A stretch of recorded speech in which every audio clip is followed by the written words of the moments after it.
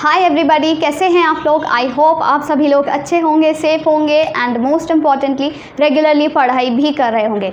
This is Ruchika and welcome to my channel. आज हम continue करने जा रहे हैं हमारा स्टैट्स का फर्स्ट चैप्टर और इसमें हम ऑलरेडी 3 टॉपिक्स कवर कर चुके हैं। सबसे पहला था what is economics, second one was what is statistics and third one was again what is statistics. तो सेकेंड वाला जो टॉपिक है बेसिकली उसमें हमने पढ़ा था स्टैटिस्टिक्स का meaning in its plural sense, कि प्लूरल सेंस में उसका क्या मतलब होता है। और थर्ड वाले टॉपिक में हमने पढ़ा था स्टैटिस्टिक्स का मतलब इन इट्स सिंगुलर सेंस, कि सिंगुलर सेंस में हम कैसे समझ सकते हैं स्टैटिस्टिक्स को।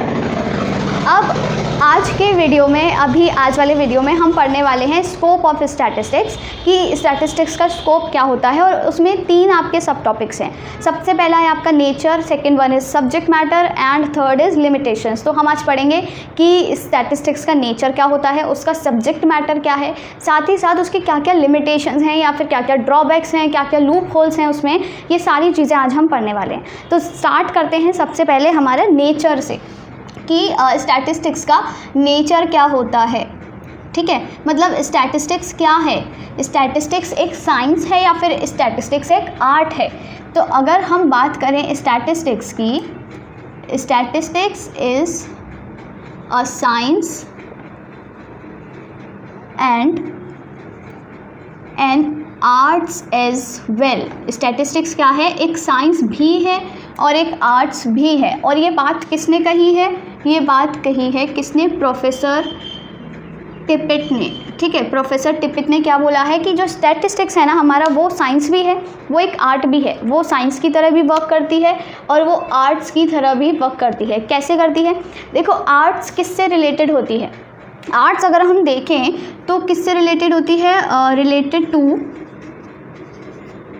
Are real lifes. जो हमारी रियल लाइफ्स होती हैं उनसे रिलेटेड होती है, हमारी जो रियल लाइफ प्रॉब्लम्स होती हैं उनसे रिलेटेड होती है। और साइंस किससे रिलेटेड होती है, साइंस में हर चीज़ हम सिस्टमैटिकली करते हैं ना, सारी चीज़ें हम सिस्टमैटिकली करते हैं या फिर हम क्या करते हैं, एक साइंटिफिकली भी करते हैं, साइंटिफिकली।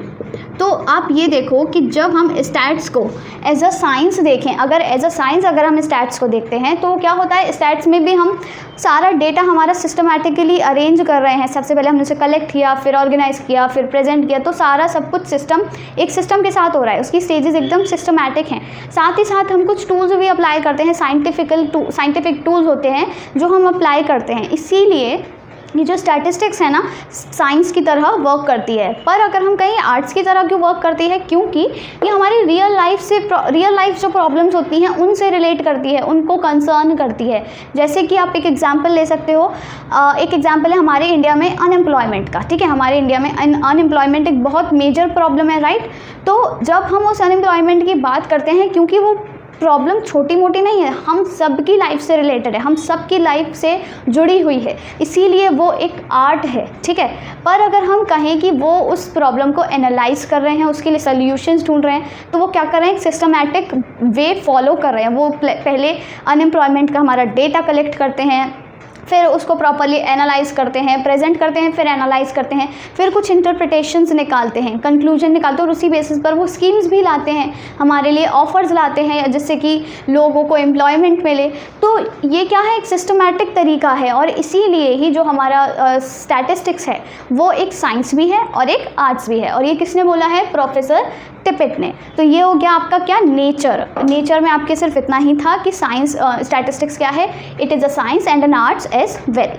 अब हम मूव करते हैं हमारा सब्जेक्ट मैटर की तरफ, कि जो स्टैटिस्टिक्स है उसका सब्जेक्ट मैटर क्या है। ठीक है, सब्जेक्ट मैटर क्या होता है। सब्जेक्ट मैटर में भी आपके 2 तरह के स्टैटिस्टिक्स हैं। क्या हैं, सबसे पहले है आपका descriptive and next one is आपका इन्फेरेंशियल। ठीक है, इन्फेरेंशियल। तो ये डिस्क्रिप्टिव और इन्फेरेंशियल का मतलब क्या होता है, ये हम सबसे पहले देखते हैं। देखो डिस्क्रिप्टिव स्टैटिस्टिक्स में कौन सी चीज़ें आती हैं, डिस्क्रिप्टिव स्टैटिस्टिक्स में वो मेथड्स आते हैं। ठीक है, कौन कौन से मेथड्स आते हैं, methods used for collection, presentation and analysis of data. कौन सा डेटा? Numerical data. तो डिस्क्रिप्टिव में आपका क्या आता है? वो मेथड्स आते हैं, it studies the problems by the methods used for collection, presentation and analysis of data। ठीक है, इसमें सिर्फ वही मेथड्स आते हैं जो किसी डेटा के कलेक्शन के लिए, किसी डेटा के प्रेजेंटेशन के लिए और किसी डेटा के एनालिसिस के लिए यूज़ होते हैं। जैसे कि आप कह सकते हो, आपका हो सकता है आप वो क्या बोलते हैं, आपका मीन मीडियन मोड होता है। ठीक है, सेंट्रल टेंडेंसीज़ के जो मेजरमेंट होते हैं, मीन मीडियन मोड। या फिर आपका मेजरमेंट ऑफ डिप्रेशन हो सकता है, जैसे कि आपका स्टैंडर्ड डेविएशन, मीन डेविएशन। या फिर आप मेजरमेंट ऑफ रिग्रेशन हो सकता है, मेजरमेंट ऑफ कोरिलेशन हो सकता है। ये क्या सारी चीज़ें क्या हैं? ये मेथड्स हैं। किसके मेथड्स हैं? कलेक्शन के, या फिर प्रेजेंटेशन के, या फिर एनालिसिस के। तो डिस्क्रिप्टिव में सिर्फ यही 3 वर्ड्स आपको याद रखने हैं। मेन वर्ड्स हैं ये क्या हैं? Methods used for collection, presentation and analysis of data. ठीक है, ये चीज़ें याद रखनी है। जैसे कि इसका एग्जाम्पल क्या हो सकता है, आपने क्या किया, सपोज़ आपका जो क्लासरूम है, आपके क्लास में 50 स्टूडेंट्स हैं, 50 स्टूडेंट्स हैं। तो आपने क्या किया, एक एक का डेटा कलेक्ट किया, मतलब 50 स्टूडेंट्स का आपने हाइट का डेटा कलेक्ट किया कि हर किसी की हाइट कितनी है। डेटा कलेक्ट हो गया, फिर आपने उसको प्रॉपरली प्रेजेंट किया, आपने उसको प्रेजेंट किया। अच्छा, टेबल फॉर्म में या फिर ग्राफ फॉर्म में, या फिर आपने पाई चार्ट बना दिया, ऐसे करके आपने प्रॉपरली उसको प्रेजेंट किया। फिर आप उसको एनालाइज करोगे। एनालाइज कैसे करोगे? सपोज़ आप उसका मीन निकाल रहे हो। मीन क्यों निकालते हैं हम? एवरेज देखने के लिए। अच्छा, इस क्लास की एवरेज हाइट इतनी है, भले ही उस हाइट से कम के भी बच्चे होंगे, उस हाइट से ज़्यादा के भी बच्चे होंगे, पर एवरेज इतनी ही है। सपोज़ वो जो एनालिसिस के बाद आपका एवरेज मीन जो आया वो कितना आया? 5 आया, 5 फीट। तो आप क्या बता सकते हो? आप ये बता सकते हो कि अच्छा, ये जो हमारी क्लासरूम है, इसमें हमारे जो स्टूडेंट्स हैं 50 स्टूडेंट्स, उनकी एवरेज हाइट कितनी आई है? 5 फीट। तो ये हो जाता है आपका डिस्क्रिप्टिव स्टैटिस्टिक्स, जिसमें हम क्या करते हैं, सिर्फ डेटा कलेक्ट करते हैं, फिर उसके बाद प्रेजेंट करते हैं, उसको एनालाइज करते हैं। ठीक है, अब आता है नेक्स्ट आपका इन्फरेंशियल स्टैटिस्टिक्स। इन्फरेंशियल स्टैटिस्टिक्स में कौन कौन से मेथड्स आते हैं? Methods used for interpretation of data relating to the population or universe on the basis of given sample। ठीक है, ये पूरी डेफिनेशन है जो आपको लर्न नहीं करनी है, जो आपको अभी समझनी है। क्या है इसमें सिर्फ वो मेथड्स आते हैं जो किसके लिए यूज़ होते हैं?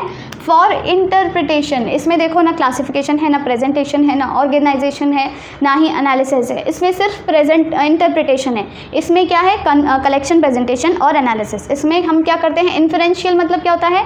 इन्फरेंस निकालना, कंक्लूजन निकालना, किसी चीज़ का रिजल्ट निकालना। अच्छा, ये ऐसा ऐसा हुआ, आज पूरे दिन ऐसा मौसम रहा, तो हमने इन्फरेंस निकाल लिया कि आज शाम तक बारिश हो सकती है। ये हम कंक्लूजन निकाल रहे हैं, अपना इंटरप्रिटेशन दे रहे हैं। तो इस वाले में हम क्या करते हैं? वो वाले मेथड्स यूज़ होते हैं जो किसी भी डेटा के इंटरप्रिटेशन में हम यूज़ करते हैं। अब इसमें आगे क्या लिखा हुआ है? रिलेटिंग टू द पॉपुलेशन और universe on the basis of the given sample. यहाँ पे देखो 3 नए वर्ड्स यूज़ हुए हैं, पॉपुलेशन और यूनिवर्स, और एक और है सैंपल। अब ये क्या चीज़ होते हैं? देखो, इसका एक बहुत ही इजी एग्जांपल है। जैसे कि आप क्या करते हो, फॉर एग्जांपल आप क्या करने गए हो? 10 किलो चावल लेने गए हो। ठीक है, 10 किलो जब आप चावल लेने गए हो तो आप वहाँ पे जाके देखते हो, अच्छा ये चावल साफ़ तो हैं, इनमें कंकड़ तो नहीं है, इनमें कीड़े तो नहीं है। तो आप क्या पूरे 10 किलो चावल, जो 10 किलो चावल के जो बोरी होंगी बहुत सारी, मान लो 10 बोरी हैं, ठीक है, तो आप क्या करोगे? उनको अलग अलग जा कर के देखोगे, सारे 10 किलो चावल नहीं। आप क्या करते हो? आप थोड़े से मुट्ठी भर के निकालते हो और आप उन्हें देख लेते हो, और उनको देख करके आप डिसाइड कर लेते हो। अगर उनमें एक थोड़ा सा भी गंदगी निकली तो आप सोचोगे कि सब में है, और अगर उसमें कुछ नहीं निकला, वो साफ़ है, तो आप सोचोगे कि सारे साफ़ हैं। तो ये आपने क्या किया? कि आपने एक सैंपल लिया, वो जो छोटे से मुट्ठी भर चावल थे वो आपका सैंपल था, और वो जो बहुत सारे चावल थे 10 किलो चावल, वो आपका पॉपुलेशन या फिर यूनिवर्स। पॉपुलेशन क्या होता है? पूरा होल। यूनिवर्स क्या होता है? पूरा होल। तो वहाँ पर जो 10 किलो आटा था वो पॉपुलेशन है, और आपने क्या किया, एक छोटा सा बस सैंपल ले लिया। उस सैंपल के मतलब उसको सैंपल को एनालाइज करके आपने अपना एक खुद का इन्फरेंस दे दिया कि नहीं अच्छा ये सारे चावल साफ़ हैं। वो मतलब वो जो सैंपल का जो रिज़ल्ट आया वो सारी पॉपुलेशन पे एप्लीकेबल होगा। जो सैंपल बताएगा वही पूरा पॉपुलेशन के लिए माना जाएगा सही। तो ये होता है आपका सैंपल और पॉपुलेशन। तो हम क्या करते हैं, जैसे कि ब्लड टेस्ट होता है, तो हम क्या पूरा बॉडी का अपना खून निकाल लेते हैं? नहीं, हम बस थोड़ा सा, जो डॉक्टर होता है वो थोड़ा सा ब्लड लेता है, उस टेस्ट के बेसिस पर वो बता देता है अच्छा तुम्हें ये बीमारी है, तुम्हारे में खून की कमी है, या फिर तुम्हारे में शुगर की कमी है, तुमको ये है वो है, बहुत सारी चीज़ें, मतलब वो जितने भी अपने रिजल्ट्स बताता है वो उस ब्लड के सैंपल, ब्लड सैंपल होता है ना, सैंपल इसीलिए हम कहते हैं। पूरा जो हमारा बॉडी का ब्लड है वो पॉपुलेशन है, वो यूनिवर्स है, पर वो क्या है, थोड़ा सा जो ब्लड सैंपल उसने लिया उसे हम सैंपल कहते हैं। ठीक है, तो इसमें क्या होता है, हम क्या करते हैं, हमने सिर्फ एक सैंपल ले लेते हैं और उस सैंपल का जो रिज़ल्ट आता है उसी से हम पूरे पॉपुलेशन का रिज़ल्ट मतलब एक तरह से बता देते हैं, पूरा उसका इन्फरेंस दे देते हैं। इसीलिए हम इसे कहते हैं इन्फरेंशियल स्टैटिस्टिक्स। तो इसका एग्जांपल एक और क्या हो सकता है, जैसे मैंने आपको चावल का आटा वाला चावल वाला बताया, वो भी एक अच्छा एग्जाम्पल है।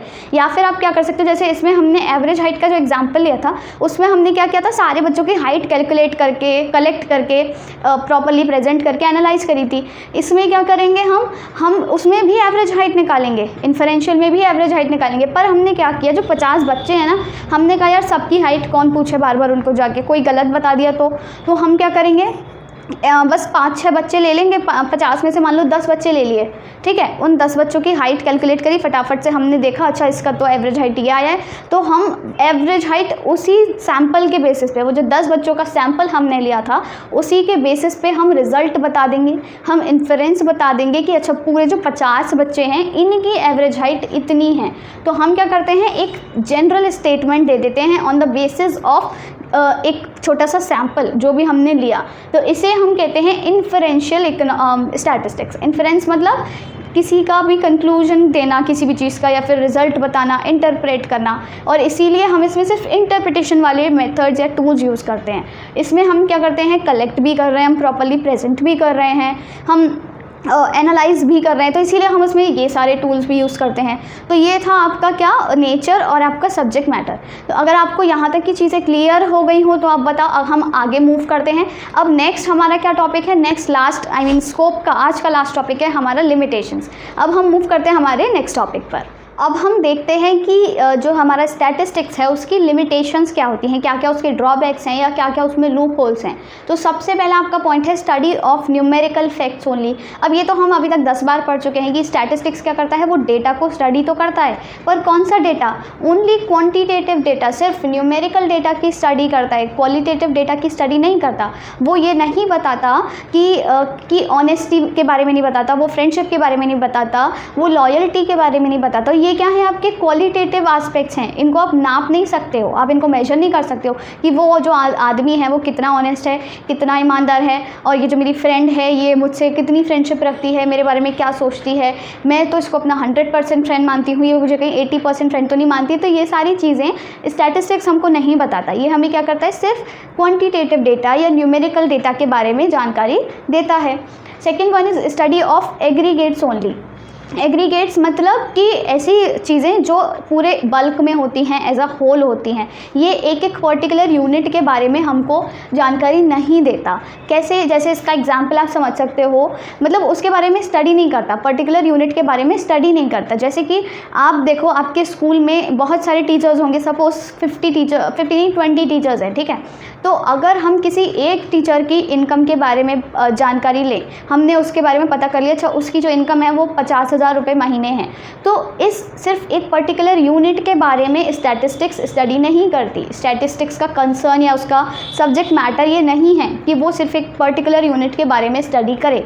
वो क्या करेंगे, अगर हम देखें कि पूरी आपके सारे टीचर्स जो हैं 20 टीचर्स, उनकी एवरेज इनकम कितनी निकल कर आती है, उनके एवरेज सेविंग्स या एक्सपेंडिचर, तो ये जो है ये सब्जेक्ट मैटर होता है स्टैटिस्टिक्स का। वो हमेशा एक एग्रीगेट की स्टडी करता है, कभी भी एक पर्टिकुलर यूनिट, एक सिंगल यूनिट के बारे में कोई भी उसका कंसर्न नहीं होता है। ठीक है, next is homogeneity of data and essential requirement. ये जो होमोजेनिटी ऑफ डेटा है ना, ये एक एसेंशियल रिक्वायरमेंट होती है। होमोजेनिटी मतलब क्या होता है कि कॉमननेस, कोई चीज़ कॉमन हो। इसका मैंने आपको एक और एग्जांपल पहले दिया था फर्स्ट या फिर आई गेस सेकेंड लेक्चर में। वो क्या था कि सपोज 3 बंदे हैं हमारे पास, राम है और ये हमारा एक श्याम है और ये है एक राजू।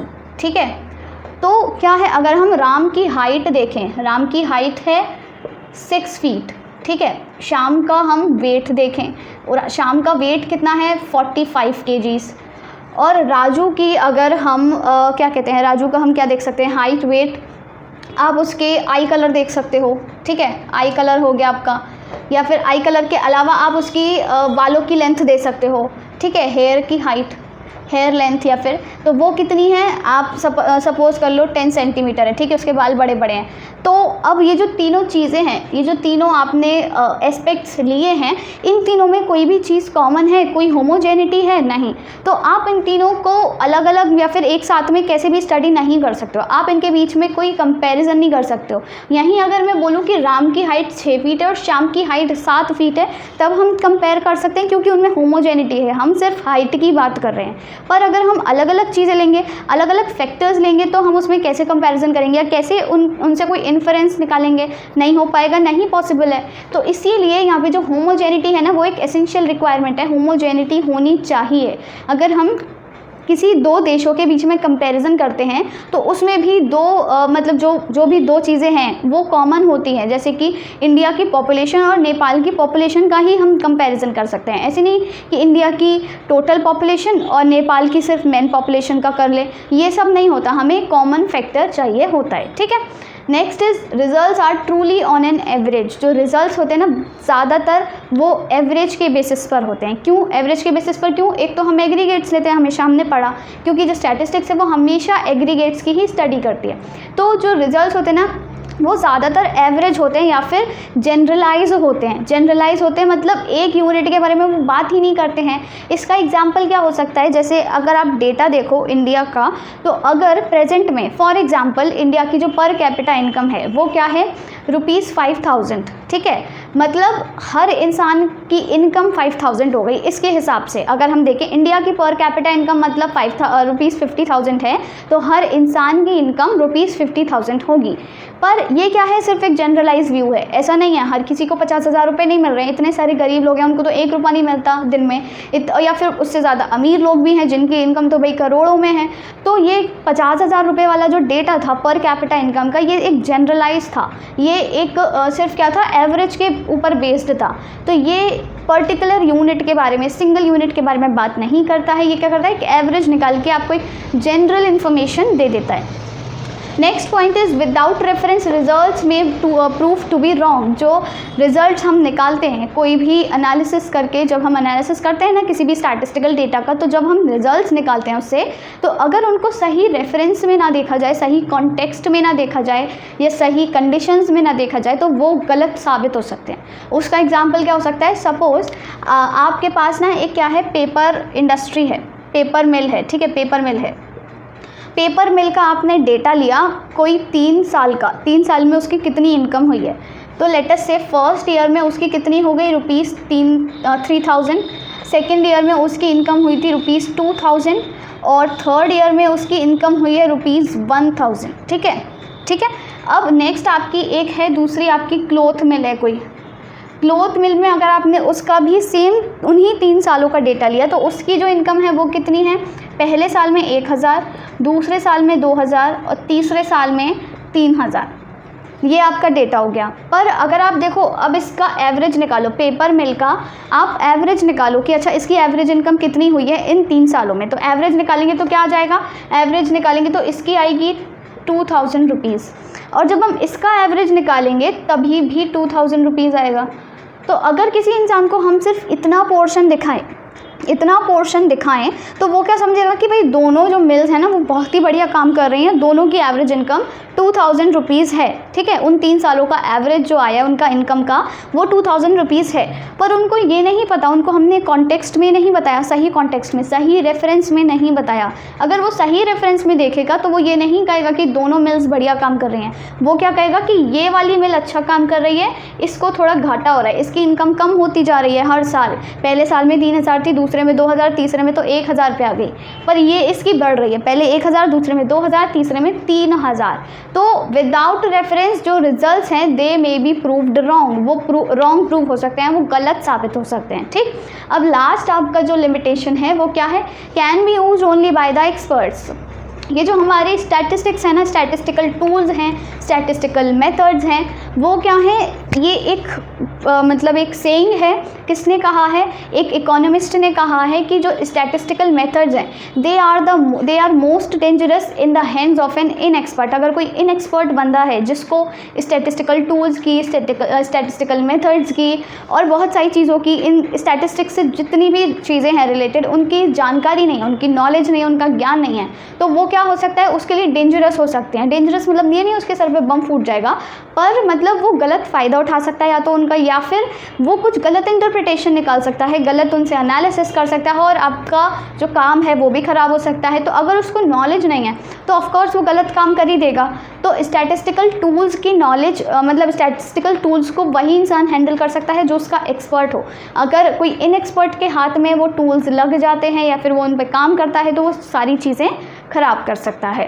तो आज का टॉपिक आपका यहीं ख़त्म होता है। आज के टॉपिक में हमने पढ़ा था स्कोप ऑफ स्टैटिस्टिक्स, जिसमें हमने नेचर पढ़ा, सब्जेक्ट मैटर पढ़ा, देन वी कवर्ड लिमिटेशंस। तो आज का टॉपिक आपका यहीं ख़त्म होता है। इसके बाद नेक्स्ट टॉपिक में हम एक और टॉपिक पढ़ेंगे, इसके बाद आपका ये चैप्टर भी ख़त्म हो जाएगा। सो अगर आपको वीडियो आज का अच्छा लगा हो, do give it a like and do not forget to subscribe to our channel. Thank you.